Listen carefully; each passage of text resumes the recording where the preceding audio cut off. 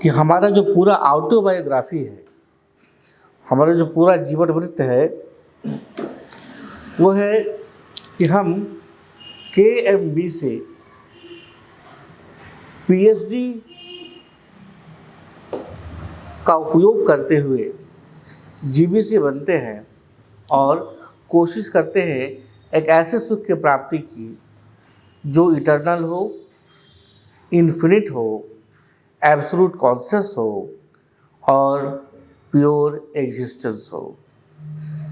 लेकिन वो हमें नहीं मिलता क्योंकि द KMB के पास शाश्वतता है, अनंतता है, नहीं PhD के पास शाश्वतता और अनंतता। यहाँ तक हम लोगों ने देख लिया। जब ये हम लोगों ने देखा तो बहुत निराशा हुई कि जो हम खोज रहे हैं वो नहीं है, क्योंकि जो जगह है खोजने की वो PhD है, जिससे हम खोज रहे हैं वो KMB है। जब KMB में नहीं है, PhD में नहीं है, तो फिर आखिर हम खोजें कहाँ? इसका मतलब ऐसे किसी सुख की तलाश या ऐसे किसी सुख की बातें सिवाय कल्पना के और कुछ नहीं है। क्या फिर ऐसा कोई सुख हो ही नहीं सकता हम जैसे सुख की कामना अपने मन में लिए हुए हैं?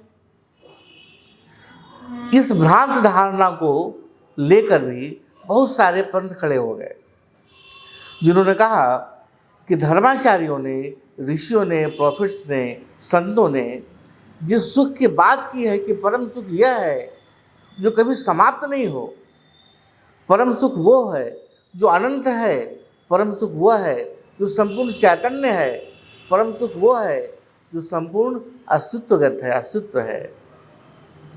बोले ऐसे किसी भी प्रकार के सुख को हम PhD में पदार्थ, संवेदना और धारणा में नहीं पाते हैं, और नहीं हम अपने शरीर, मन और बुद्धि में, अपने काया, मन और बुद्धि में ऐसा कुछ देखते हैं जो शाश्वत और अनंत हो। तो चूंकि ये दोनों जगह नहीं उपलब्ध है वो, इसलिए ये कहना कि ऐसा सुख भी होता है गलत है, क्योंकि आप ऐसा सुख को कहीं पाते ही नहीं, देखते ही नहीं।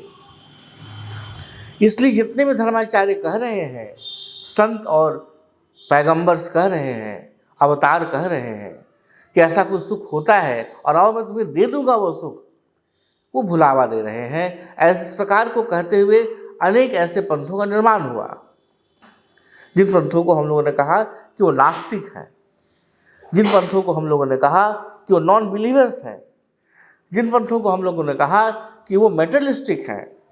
बहुत सारे संज्ञाओं से हमने उन्हें विभूषित किया, लेकिन उनका कहना गलत नहीं था। बात सही है, हम PhD और KMB में उसे कहाँ पा रहे हैं? नहीं पा रहे हैं। तो ऋषि परंपरा ने कहा, ऋषि परंपरा अर्थात the chain of subjective scientist, जो वैज्ञानिकों की लंबी श्रृंखला थी, उन्होंने कहा कि भाई हमने ये कब कहा कि वो तुम्हें वहां मिलेगा जहां तुम खोज रहे हो? हम तो तुम्हें ये कह रहे हैं कि जहां तुम उसे खोज रहे हो वहां वो नहीं है। तुम ऐसे समझो कि किसी छोटे से कमरे में तुम्हारा बटुआ भुला गया, तुम्हारा जो पर्स है वो भुला गया। वो कमरा 10 बाई 20 का एक कमरा है, 30 स्क्वायर फीट का, 200 स्क्वायर फीट का। यदि उस 200 स्क्वायर फीट में दुनिया के सारे आदमी या 50 आदमी मिल करके सुबह से लेकर रात तक खोजते हैं और वहां वो नहीं मिलता, इसका मतलब कि बटुआ वहां नहीं है, क्योंकि इतने सारे लोग उस छोटे से जगह में खोजे और उससे वो नहीं मिलता है। इसका मतलब कि बटुआ का उस कक्ष में अभाव ही होगा। ऋषियों ने कहा कि उसी प्रकार ये पूरे जगत में जो पृथ्वी है तुम्हारी, जिसको तुम गोचर कर रहे हो, देख रहे हो, इसमें अनंत काल से सारे मनुष्य इसी सुख की तलाश को करते हुए मर गए। और ऐसा नहीं कि 1 घंटा 2 घंटा किए, जीवन पर्यंत किए, और अपने जीवन में भी कोई ऐसा क्षण नहीं था जब उन्होंने इसकी शोध नहीं की, इसकी तलाश नहीं की।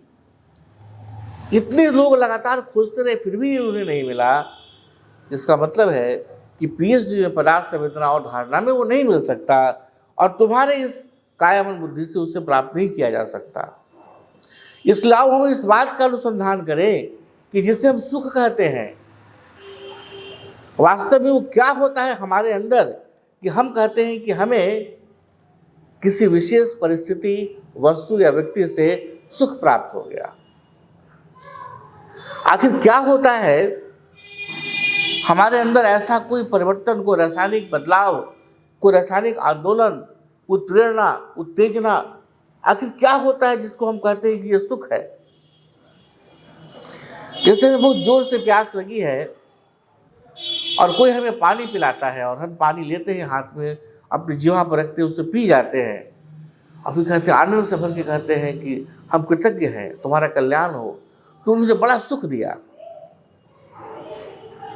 तो पानी की पी लेने से आखिर क्या हुआ था हमारे अंदर जिसे हमने सुख कहा? क्योंकि हम लोगों ने इसके पहले वाले प्रयोग में देखा है कि यदि पानी में सुख होता तो एक गिलास पानी हम पिए हैं उसमें जितना सुख मिला हमें, उसके बाद यदि दूसरा गिलास हम पीते तो दुगना सुख हो जाना चाहिए था यदि पानी में सुख होता। लेकिन ऐसा नहीं होता है। जब हम दूसरा गिलास पीते हैं तो सुख की मात्रा कमने लगती है और कम होती चली जाती है। तो फिर पानी के पीने से क्या हुआ था हमारे अंदर जिसे हम सुख कहते हैं? इस अनुसंधान को देखते हुए ऋषियों ने कहा कि समझो कि तुम्हारा मन, जो हम लोग पहले पढ़ चुके हैं, विचारों का प्रवाह है। बहुत तेज गति से विचारें चल रही है, धीमी गति से विचारें चल रहे हैं। विचारों का अजीब तरह का गुण है, कोई बहुत ज़्यादा दूषित विचार है, अच्छे विचार है, सब चल रहे हैं। विचारों की ढेर सारी मात्राएं, संख्याएं बहुत ज़्यादा हैं, किसी की संख्याएं कम है। लेकिन तुम्हारा जो मन और बुद्धि है विचार का ही एक अखाड़ा है, विचार का ही एक पुंज है, विचार का ही एक सेट है। जब ध्यान से देखते हैं हम लोग तो पाते क्या है कि जब तुम बेचैन होते हो, परेशान होते हो, तो तुम्हारे सांस की गति बढ़ जाती है, साथ ही तुम्हारे विचारों की गति बढ़ जाती है, विचारों की संख्या बढ़ जाती है, विचारों की दिशा बढ़ जाती है, बदल जाती है, विचारों का गुण बदल जाता है। ठीक, जैसे तुम्हारे यहाँ तुम परीक्षा देने के लिए गए, यूनिवर्सिटी में परीक्षा भवन में प्रवेश किए और देखिएगा नहीं तुम्हारे को बटुआ मार लिया। उसी बटुआ में तुमने पेन रखा था, उसी बटुआ में तुमने एडमिट कार्ड रखा था, तो तुम्हारी क्या हालत हो? बेचैनी से भर गए, परेशान हो गए। इस परेशानी में क्या हुआ कि तुम्हारा जो विचार का प्रवाह है वो बहुत तेजी से चलने लगा कि अब क्या होगा, परीक्षा में देंगे तो हमारे माँ बाप को मारेंगे, हमारा भविष्य चौपट हो गया, तरह तरह का विचार आना शुरू होगा। दिशा बदल गई कि कहाँ हो सकता है मेरा बटुआ गिरा हुआ। ठीक, गुणवत्ता बदल गई। इसके बाद तुम शांत और स्थिर थे, अब बिल्कुल पागल की तरह क्रोध से भर गए। ठीक उसी समय कोई मित्र तुम्हारा आके कहता है कि जानते हो बाहर में चाट मिल रहा है, चलो गोलगप्पा खा के आते हैं।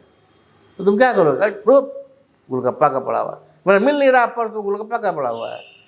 वो बेचारा और आश्चर्यचकित हो जाएगा, भैया हम कौन सा गुनाह कर दिए बोल के ऐसे काहे बोलते हो हमको? तुम तनाव के पराकाष्ठा में हो, विचार का प्रवाह तेजी से चल रहा है, बढ़ रहा है। विचार की ऐसी स्थिति को ही कहते हो तुम कि तनाव है। ठीक उसी समय एक मित्र आता है तुम्हारे पास जो बहुत बदमाश है, बोला देखा कैसा परेशान किया, हम ही थे जो पॉकेट मारे थे, ये देखो तुम्हारा पर्स। जितना तुम्हारा तनाव था एक झटके में शांत हो गया। बोले बाप रे बाप, बच गए, रिलैक्स।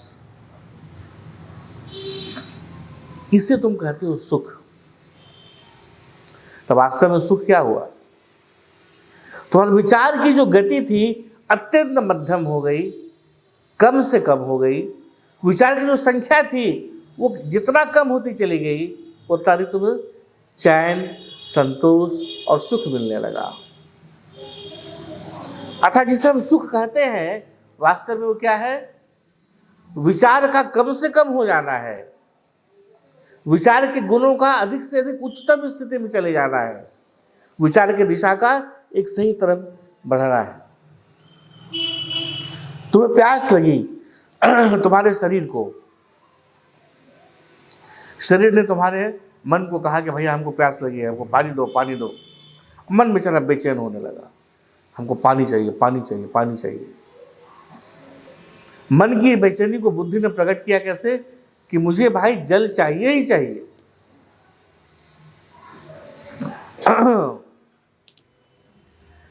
काया में क्या है? प्यास लगी। इससे कारण क्या हुआ? विक्षेप पैदा हुआ। इस कारण विक्षेप के कारण क्या हुआ? इच्छा उत्पन्न हुई पानी पीने की। काया को प्यास लगी, मन के पास संदेश किया कि कुछ गड़बड़ है, शरीर में पोटेशियम, सोडियम, नाइट्रोजन, हाइड्रोजन कुछ कम लग रहा है। तो मन अब संकल्प विकल्प की स्थिति में बेचैन हो गया, क्या करे क्या करे क्या करे क्या करे। तो बुद्धि बोला अरे भैया पानी पी लो ठीक हो जाएगा। तो मुंह से बाहर आवाज निकली, वाणी निकली, पानी लाओ।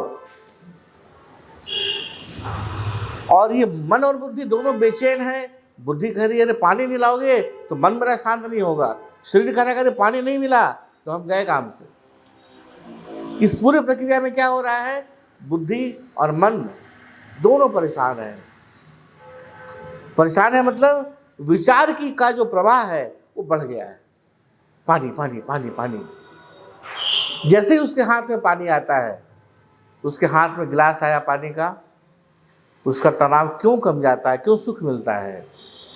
वैसे ही आंखें देखती है पानी को और कहती है जाके मन को अरे पानी आपके हाथ में आ गया है। अच्छा, बुद्धि ओह पानी आ गया, इसको पी लिया गया है। तो जो विचार था तुम्हारा कि पानी चाहिए पानी चाहिए पानी चाहिए पानी चाहिए, अचानक वो शांत हो गया। इसी शांत अवस्था को तुमने कहा कि हमें सुख मिला। जितना कम तुम्हारे पास विचार है उतना अधिक तुम सुखी हो। जितना दिशा विचारों का जितना कम है, तुम एक साथ 75 जगह अपने दिमाग को फैलाए हुए हो। अब यहाँ बैठे हुए हैं, प्लानिंग है कि 5 मिनट के बाद हमको वहाँ भी जाना है, उसके बाद हमको वहाँ भी जाना है। अच्छा, इसी समय ये भी कर लेते हैं। ये जो अनेक दिशाएं हैं मन की, यहाँ भी जा रहा है वहाँ भी जा रहा है, जब इसकी दिशा एक ही रह जाती है या कम से कम हो जाती है, तब ऐसी स्थिति को तुम कहते हो कि सुख है। जब विचार की संख्या बहुत बढ़ जाती है, तुम कभी किसी बिग बाजार में जाकर के देखना ऐसे लोगों को जो अत्यंत आसक्त है वस्तुओं से, उनका तुम चाल ढाल आंख देखोगे ना, कभी इधर कभी उधर कभी इधर, पैर और कहाँ पड़ रहा है, पैर कहाँ पड़ रहा है उसको दिखाई नहीं देता है, अकबकाया हुआ है। क्योंकि सब इधर जा रहा है विचार, उधर जा रहा है विचार, उसका 5 इंद्रियाएं खुली हुई हैं सब तरह से। कोई कोई लोग तो सूंघते सूंघते पहुंच जाते हैं, अच्छा यहाँ पर बर्गर मिल रहा है। जैसे विचार की दिशा कम होती है, विचार की दिशाएं जहाँ वो भाग रहा है विचार, वो दिशाएं कम होती है, उसकी मात्रा कम होती है, उसकी संख्या कम होती है, उसकी गति कम होती है। इन तमाम अवस्थाओं को हम कहते हैं कि हमें सुख मिला। अर्थात हम जिसे बाहरी सुख समझ रहे हैं, वास्तव में वो वस्तु से मिलने वाला सुख नहीं है। उस वस्तु के कारण यह होता है कि हमारा विचार शांत हो जाता है, हमारा विचार कम जाता है, हमारे विचारों की दिशा कम होने लगती है, दिशाएं कम हो जाती है भागने की। उसको शांत आनंद कहते हैं हम लोग। जैसे एक आदमी ध्यान करने के लिए बैठा तो कभी एक हाथ इधर ले जाए, कभी ऐसे ऐसे करके हाथ करे। तो भाई गुरु जी पूछे क्या कर रहे हो? बोले कि मन कभी इधर भागता है, कभी उधर भागता है, पकड़ पकड़ के ला रहे हैं पहले उसको, तब तो ध्यान करें। हम सबकी वही हालत है, वही स्थिति है। यानी कि मैक्सिमम विचार, मैक्सिमम दुख, मैक्सिमम प्रवाह विचार का, अधिकतम प्रवाह विचारों का अधिकतम पीड़ा, अधिकतम दोषपूर्ण विचार, अधिकतम दोषपूर्ण पीड़ा। तुम्हारा दोषपूर्ण विचार है कि भाई हम तो बिना शराब, व्यवस्था के बिना तुम पीते नहीं। व्यवस्था क्या है भाई? साथ में सिगरेट होना चाहिए और चखना भी होना चाहिए, बस इतने ना, नाच गाना भी होना चाहिए और डेली होना चाहिए। ये तुम्हारा दोषपूर्ण विचार। इस दोषपूर्ण विचार के कारण तुम क्या करोगे? रोज ये काम यदि करना है तो धन भी उसी प्रकार से चाहिए, दोषपूर्ण। सारी व्यवस्था तुम उसी प्रकार से करोगे तो कितना शरीर बर्दाश्त करेगा? कभी न कभी किडनी फेल होना ही है, फेफड़ा खराब होना ही है, कितना बचोगे? तो जो पीड़ाएं हैं तुम्हारी किस कारण हो रही हैं? दोषपूर्ण विचार, अधिकतम संख्या, अधिकतम प्रवाह। ये सब जितनी चीज़ों को हम कम करते चले जाएंगे, हमें सुख अधिकतम मिलना शुरू होगा। यानी कम से कम विचार, अधिक से अधिक सुख। कम से कम विचारों का प्रवाह, अधिकतम सुख। ध्यान से सुनना। कम से कम विचारों के भागने की दिशाएं, उसी अनुपात में अधिकतम सुख। थिंक। विचार यदि बिल्कुल भी नहीं हो तो लॉजिकली क्या होना चाहिए? अनंत सुख। थिंक। यदि कम से कम विचार से हमें अधिक से अधिक सुख मिल रहा है, यदि विचार ही समाप्त हो गए हमारे, तो फिर सुख की सीमा क्या रहेगी? और विचार है क्या? मन। बुद्धि है क्या? विचार। यानी कि जब तक मन और बुद्धि है तब तक हमें जो भी सुख मिलेगा वो सीमित मिलेगा। जो भी सुख मिलेगा, हम मन को समायोजित करके विचार को कम से कम यदि कर दिए, मन लीन हो गया थोड़ी देर के लिए, तो थोड़ी देर के लिए हमें एक ऐसा सुख मिलेगा जो अनिर्वचनीय है, जिसे कहा नहीं जा सकता। लेकिन जैसे फिर मन उत्पन्न होगा, जीवित होगा, वापस लौटेगा, वैसे सुख का अनुपात कमना शुरू हो जाएगा। जब मन विलीन हो जाता है तब तुम्हें अधिकतम सुख मिलता है, और उसी सुख की तलाश हम लोग लगातार करते हैं। यानी यदि हम मन और बुद्धि के पार चले जाए, जहां विचार नहीं है, तब निश्चित रूप से वो जो मन और बुद्धि है जो पार चले गए जिस मन और बुद्धि के, उस अवस्था में हमें पीएचडी की जरूरत नहीं पड़ेगी। क्योंकि मन को जरूरत है समझना की, बुद्धि को जरूरत है धारणा की। जब मन के पार चले गए, बुद्धि के पार चले गए, तो हमें ना भावना की आवश्यकता है, ना धारणा की आवश्यकता है।